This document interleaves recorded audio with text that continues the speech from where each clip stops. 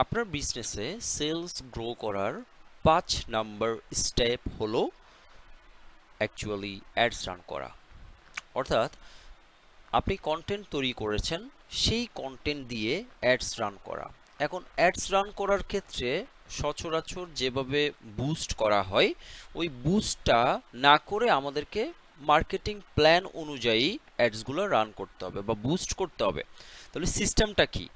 প্রথমত চিন্তা করেন, একজন মানুষ যখন আপনাকে ট্রাস্ট করা শুরু করে, আলটিমেটলি সে কিন্তু অলরেডি আপনাকে ট্রাস্ট করে। দ্যাটস ওয়াই আপনার বলতে হয় না যে ভাই আমার কাছ থেকে প্রোডাক্ট কেনেন।